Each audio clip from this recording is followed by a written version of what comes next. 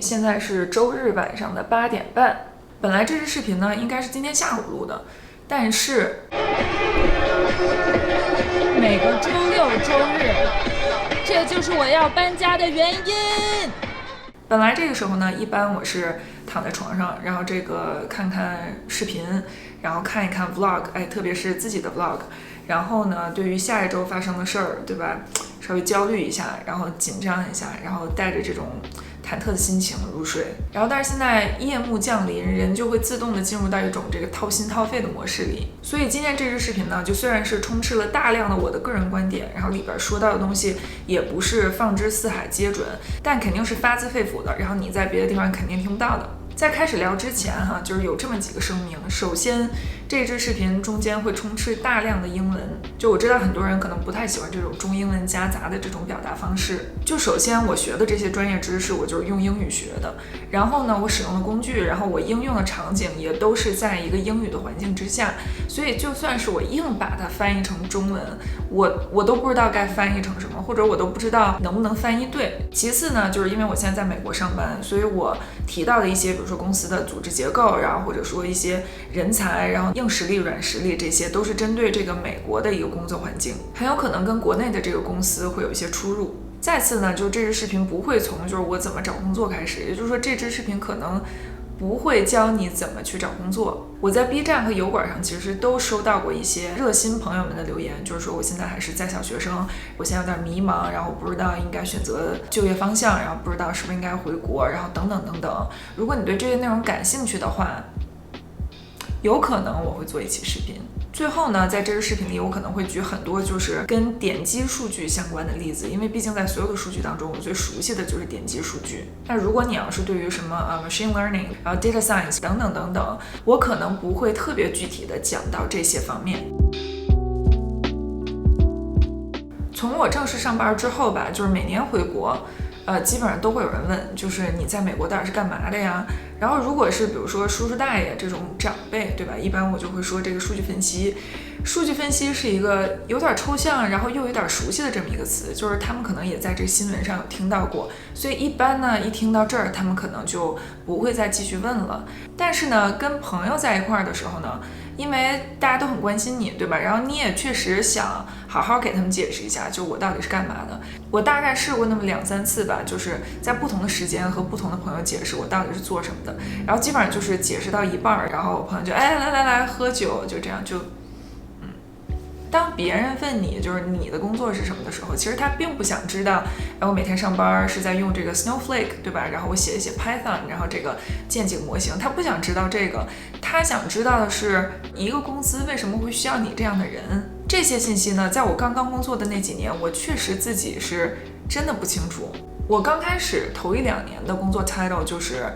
digital analyst， 然后还有这个 web analyst。就是翻译成中文可能就是这个数字营销分析师。我觉得哪怕是对于很多就是学这个IT management， 然后或者学这个marketing 方向的人，可能都是在找工作的时候才第一次听说，有这么一个 title 叫 web analyst。我觉得 analytics 呢，大家其实比较熟悉了，就是分析嘛，对吧？每个公司基本上都有一个分析部门。比较传统的分析呢，一般是基于这个 CRM data， 就是你这个客户关系数据，你的 OMS， 对吧？你的 orders 等等等等。传统并不是说它这个东西已经过时啦，或者说它是一个非常基础、非常简单的这么一个分析，它确实是就是整个分析部门的一个基石。在绝大多数的公司，其实 customer analytics 或者这个 marketing analytics 就是市场分析这一块，依然是就是分析部门的一个主力。就在不久以前，然后很长的一段时间里，数据的一个趋势是运用大量的第三方数据，就是说也许你是第一次登录我的网站，但是你不是第一次上网，所以你的这个行踪，你的个人信息其实已经被各种第三方的这个 cookie 什么的这个追踪的七七八八了。然后我把别人采集的这个信息买过来，然后我就会知道你是什么样的一个人，然后你的这个喜好是什么，然后同时对你进行这个精准投放。但是首先欧盟那边有了这个 GDPR， 对吧？保护这个用户隐私，用户可以拒绝被追踪。然后其次呢，这个美国这边苹果 ITP， 对吧？ Safari 浏览器也是进了这个第三方 cookie 等等等等，所以就是你的第一方 cookie， 就是你主动采集的这些用户信息，它的重要性就又显现出来了。所以传统的这些分析呢，它的影响力其实丝毫没有减弱，然后并且它的需求量还是非常非常大。我觉得在美国，就是对于分析师的这个就业市场里边，marketing analyst 带这样头衔的依然是就是需求量最大的工作。跟 marketing analytics 同样重要的就是随着这个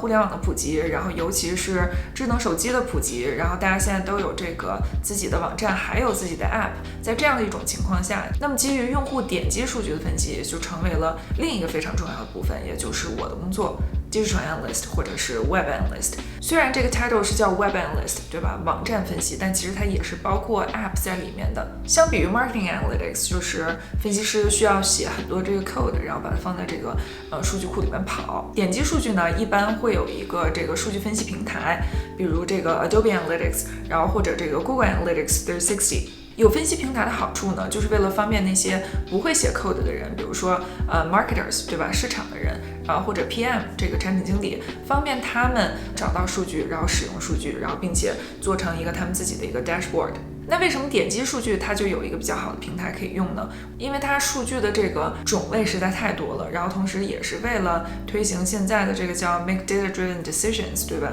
根据数据然后来做市场决定，来做产品决定等等的这样的一种公司的企业文化吧。所以呢，点击数据现在就是平台化。所以点击数据呢，就是采集过来之后，它既是一个数据库里一个 table 里面的一行，同时呢也是这个数据平台里面的一个表格或者一个variable。但是因为它有了这个平台，让分析的门槛变低了，大家都觉得这个平台太好用太方便了，所以就是在招 digital analyst 的时候会非常着重他们对于这个平台的使用的技能。但是对于这个 data feed 这个点击数据以原数据的形式展现的时候的这种理解能力，其实也是同等重要的。除了原数据，同时还有分析平台，所以这个是对于 digital analyst 或者说 digital data set 第一个比较特殊的方面。第二个特殊性呢，在于数据本身，点击数据或者说流量数据，它都是基于用户的一个行为，比如说用户浏览了一个页面，然后我发了一条数据过去，或者说用户点了一个链接，我发了一条数据。所以知道这个数据是怎么来的，也就是在哪些情况下会触发这个数据的采集，其实对于使用这个数据来说是至关重要的。这一点就跟你的 CRM 的系统跟你的 OMS 系统是不一样的。你比如说 OMS 里面，你看见一个订单，那它就是一个订单，就是毋庸置疑。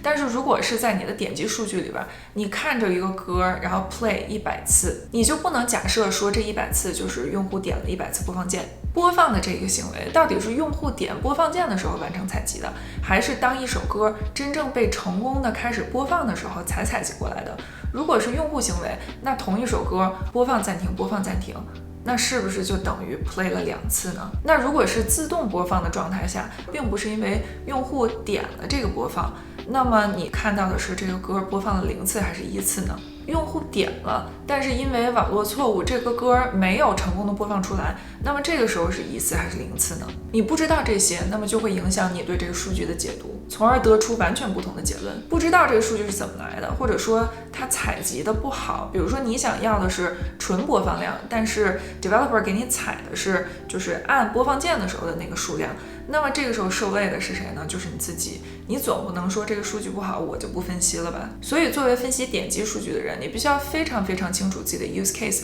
那么多的 play， 到底哪一种 play 对你来说是最有用的？然后你把这些要写成非常清楚的 business requirement， 把 business requirement 然后翻译成一个 developer 一看就能拿来直接干活的这么一个 tracking requirement， 然后这样的 developer 才能按照你这个 requirement 去给你采集，而不是把这个决定权交给 developer 或者交给别人。这样的话，如果你拿来一个不能用的数据或者不好用的数据，受苦的还是你自己。其实这就说到这个视频里边我最想聊的一个部分了，就是作为一个 analyst， 特别是一个 digital analyst， 最容易被人忽略的能力是什么？第一，你不仅要这个平台玩的溜，会做这个 dashboard， 然后会加一些这个 visualization， 你要真正的去理解它这个 data feed， 知道这个原数据长什么样。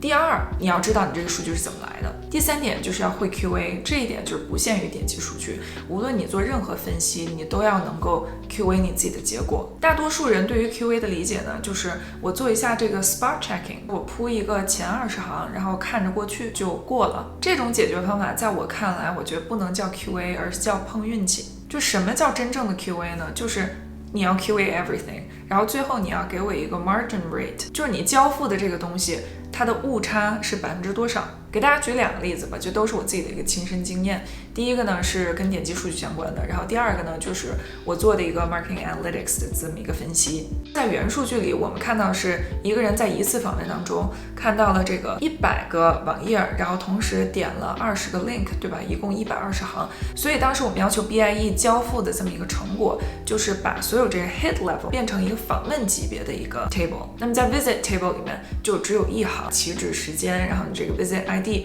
然后同时还有一些我们认为比较重要的一些变量。那个 table 里大概是有几十列，然后当时让我们 QA 的这个 sample data 的话，里面应该是有几万行吧，也不是特别多。但是当时我的老板就说你把这个 QA 一下，然后我当时就有点懵，我说啊，这怎么 QA 啊 ？QA 最基本的一个方法论就是要拿你的这个 sample data 和你认为正确的那个数据去做比较。正确数据在哪儿呢？不在你的 data feed 里边，就在你的 UI 里边呗。所以这个 QA 就非常直接，你要做的就是在 sample data 里面做这个 visit by day， 然后在 UI 里面你也做 visit by day， 这样你就可以比较了，并且你还能够算出它是有2%的误差还是有5%的误差。就按照这样的方法，把所有的 column by day， 然后全做一遍，然后跟 UI 做比较，其实就结束了。这第一个例子也是一个非常简单的知识变成能力的这么一个过程。你有 data feed 的知识，然后你也有 UI 的知识，但是你就是需要找到一个方法把这2个连起来，然后你找到这个方法其实就是你解决问题的能力。第二个例子是一个让我获益终生，然后并且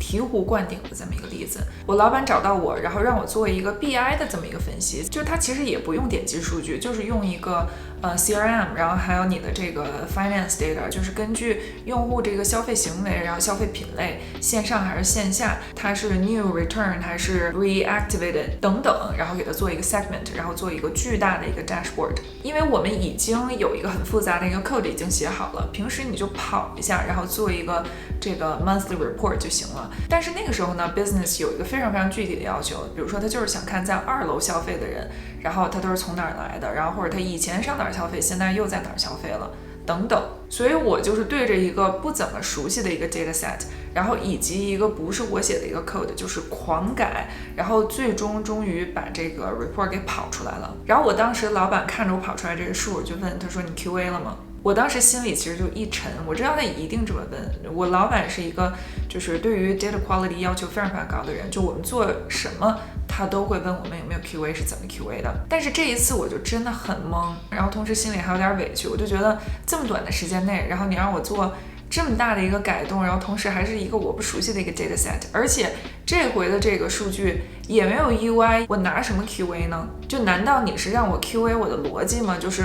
我的想法对不对吗？因为这个数字的这个结果我没有办法 QA 啊，当时这个是我的想法，所以我只能说实话，我说我没有 QA。然后呢，他居然也没说什么，反正他就忙他的去了。然后10分钟之后，他跟我说，他说你这个数不对。然后我就心想，我改了1个礼拜，跑了1个礼拜，然后你居然10分钟就告诉我这个数不对。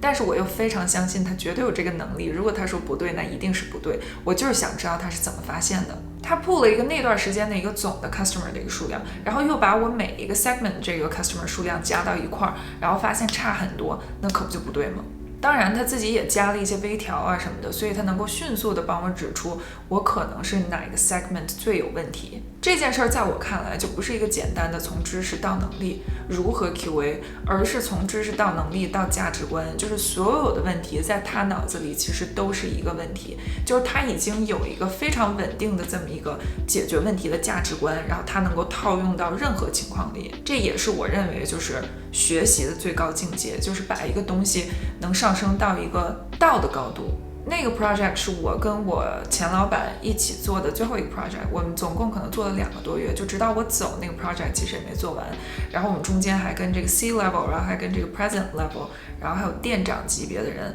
开了有那么1-2次会。那个 project 让我更加的体会到就是真正的 insights， 就是真正的洞见，其实就是来自于不断的 segment， 就是你每天只看一个 baseline， 对吧？你每天只看一个 bottom line，traffic by channel， 然后或者什么 orders by category， 这种是不会有真知的，就是你真的必须要不停的 segment 下去，就是你要用到你对于行业的这个经验，然后你的商业嗅觉，然后把你的客户按照不同的 attributes， 按照不同的行为，然后 slice and dice， 然后你才会最终发现一个最有可能造成一种商业现象的这么一个成因。原来是因为这一批消费者，或者原来是因为这样的一类行为导致了你的上升或者下降。所以后来它也就变成了我的知识体系或者我的价值观的一部分。就是如果一个东西你一直也找不到它的原因，或者找不到它的规律，那很有可能就是你分的还不够细，你要不停的 slice and dice， 然后不停的加 segment。 虽然我觉得我钱老板是一个 manipulative 的人，但是他确实是一个非常非常聪明，然后非常有他的方法论，然后有他做事体系的这么一个人。就是在他的这种精益求精之下，真的就2年的工作经验可能顶在其他公司的我觉得3到4年，跟他花2个月非常深入的做一个 project， 真的是抵得上6个月的工作经验。以上说的这几点其实就还是 analyst 的基本功吧，就是结构性思维嘛。我自己对于结构性思维也有一个小试金石，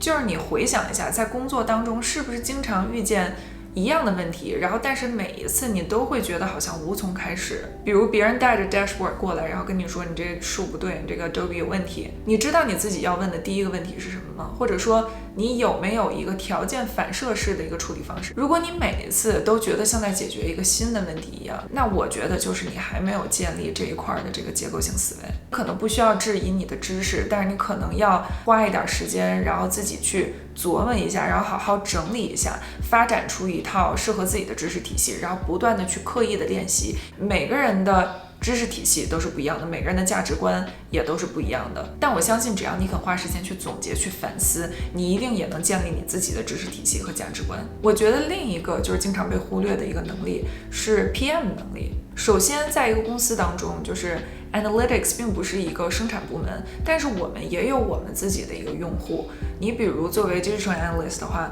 我们 UI 的用户是 Marketers 和 PM， 然后我们这个 Data Feed 的用户是 Analysts。所以我们其实应该去想怎么让我们的用户更加满意，怎么提升他们的体验，比如说多给他们做一些 template 呢，还是多给他们做一些 training 呢，就是怎么解决他们的问题，能让他们更加频繁的用到这些数据。这就意味着他们会更少来烦我们，然后同时还会让他们意识到，就是这个 Adobe Datasets 对他们来说是离不开的，是非常非常有用的。第二点呢，就是我觉得你要想怎么把这个 Adobe Data 或者怎么把你这个 Collection Data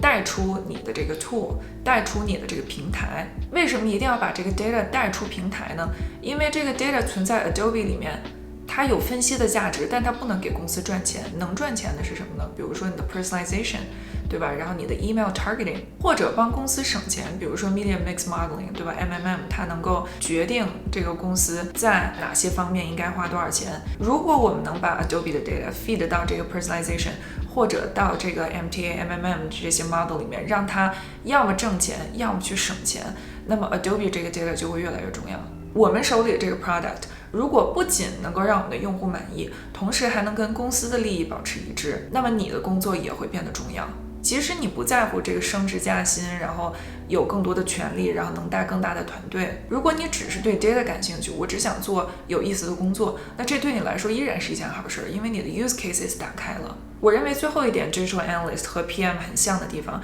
就是 cross-functional 的能力。因为刚才我们说了 Digital Analyst 应该要积极的参与到数据的上游，就是参与整个的这个数据采集过程。你不能只讲你自己能听懂的，你要讲对方能够听懂的。你要多用例子，不仅要告诉对方你要什么，还要告诉对方你不要什么，哪怕有的时候看起来很多余。然后你要学会看 log， 然后用 log 去 QA， 然后你还要学会跟 developers 要 log。每个 team 的 KPI 都不太一样，即使 KPI 一样 priority 也不一样。所以在这中间如何用你自己的影响力，然后在没有上级介入，没有其他人帮助的情况下，怎么样和不同 team 的人寻找共同利益，不分你我，然后一起走向终点线。我觉得这是很重要的一个 PM 的一个能力，也是能让你的 analyst job 然后从好变成更好的一个能力。最后呢，想跟大家就分享一些其他的这个七七八八的一些心得，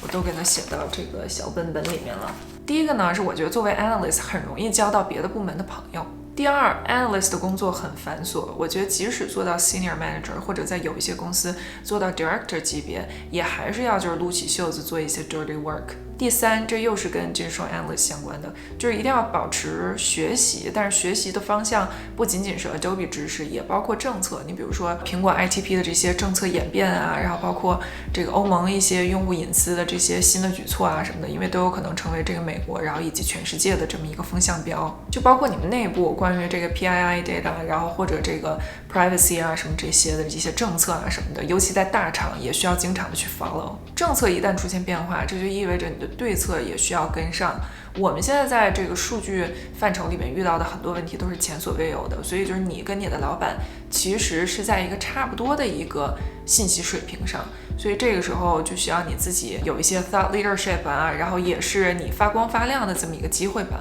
再一个呢，就是转行，我觉得转行成本很大，尤其就是像我们都没有绿卡的情况下，但也不是没有。你比如说我现在的职位，其实严格来讲就不是 analyst， 比如说我不需要去铺数据，然后做 dashboard， 我现在职位就比较像 data PM。我之前对于 data PM 都没有概念，然后但是现在既然一只脚都踏进来了，然后我发现这个东西也确实挺有意思的，所以不是很难转行，只是如果你想从 A 公司跳到 B 公司做一个完全不同的职位的话，会比较困难。但是如果你在同一个公司里实现一个角色的转换或者递进，还是很有可能的。问自己，如果明天公司把 Adobe 换成了 Google Analytics 360，我还行不行？如果明天换一个行业，我还行不行？其实这个说的就还是知识、能力、价值观的这么一个逻辑，就是你的工作不是绑定在某一个 skill set 上面，就是你的工作不是绑定在 SAS， 然后换成 Python 你就不行了，或者绑定在 Adobe 换成 GA 你就不行了。如果你觉得不行，那可能就是你还没练到位。那天我们跟同事还聊起这个问题，就是说我们的职业会不会被那个 AI 或者 machine learning 取代？我觉得 AI 或者 machine learning 肯定会取代掉你工作当中特别不想做的那一部分，比如说清理数据，我们可能做分析至少一半或者以上的时间其实是在整理数据，然后建立一个你需要的一个 data set， 然后只有很少部分的时间我们真正用在比如说挖掘这个 insights 上面。我觉得可能 AI 以后就可以处理掉这个问题，但是也有很多事情是 machine learning 不擅长的，就是这不是他该干的事儿。你比如说要求精度准度特别高的事儿，因为 machine learning 过于简单的说，它不就是寻找一个 pattern， 然后给你预测一个大概吗？所以在这个层面上，我会倾向于认为 machine learning 是不会思考的，但是人是会思考的。所以你的价值观、你的知识体系永远是 machine learning 没有办法取代的，这是我的理解。最后一点就是我在如何变自信那个视频里面也提到过，就是你要有韧性，就是一定要先把自己手头工作做好，就是先把琐碎的事情处理好，去做你的 SME， 对吧？ Subject Matter Expert， 去做你们公司在这一个领域的天花板。我自己其实也是经过了就是好几年觉得自己就是不喜欢不适合这一行，然后到现在渐渐做的有一点感觉了的这么一个过程。既然你都选择这一行了，那你就试一次，拼一把，在这个事儿上使最大劲儿，看看能不能获得自己对自己的尊重，能不能把这件事儿做得无愧于心，到时候再决定要不要回国。Digital Analyst 其实我觉得是一个 niche， 就是它既要求你懂一点 Web， 懂一点 App， 然后又需要你懂 Analytics。如果你要是 Tech 那边特别懂，那有的人可能干脆就转码了。然后如果你要是 Analytics 特别牛，那有些人可能就比如说我就喜欢做这个模型，那我可能就做这个 Marketing Analytics 或者去做 Data Science。所以我觉得 Digital Analyst 好的 Digital Analyst 其实特别的难招。然后还有一类这个职位呢，它其实也是在这个 Digital Analytics 这个 team 里面，但是它不做任何的 Analytics， 它就负责这个数据采集。然后这一部分的工作我们把它叫 implementation， 就是这个人可能是一个 implementation specialist。这个职位的话呢就更是，就是我几乎就没有遇见过特别好的能做 implementation 的。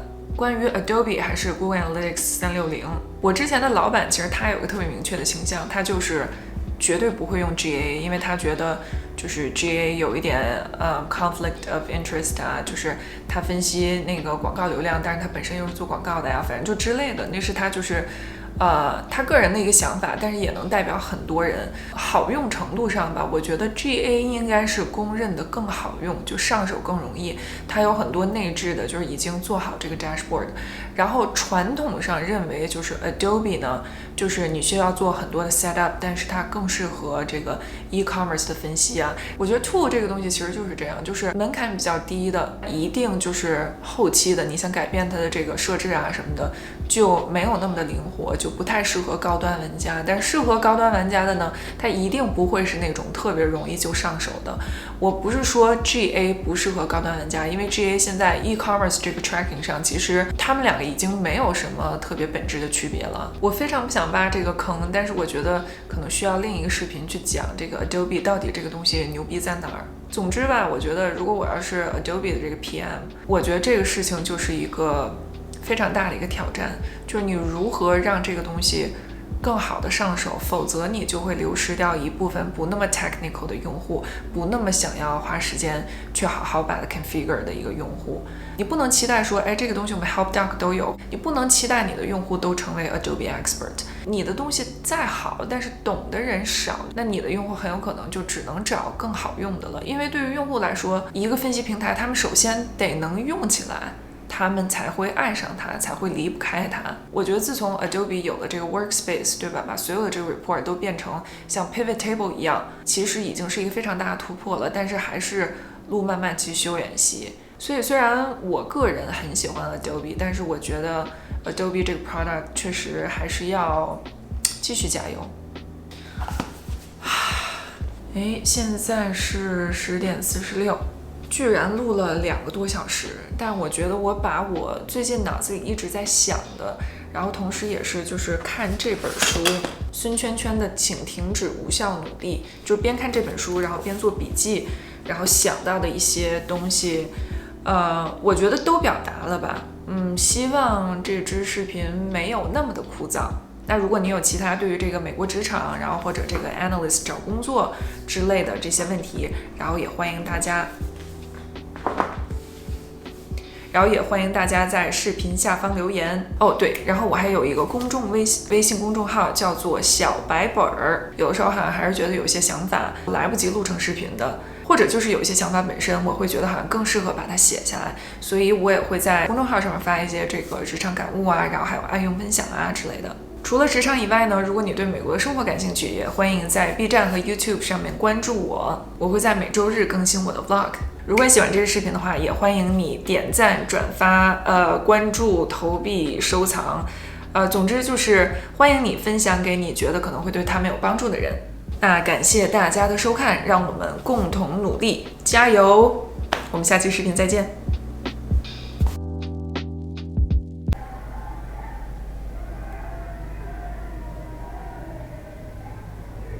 不知道现在视频里边能不能听到，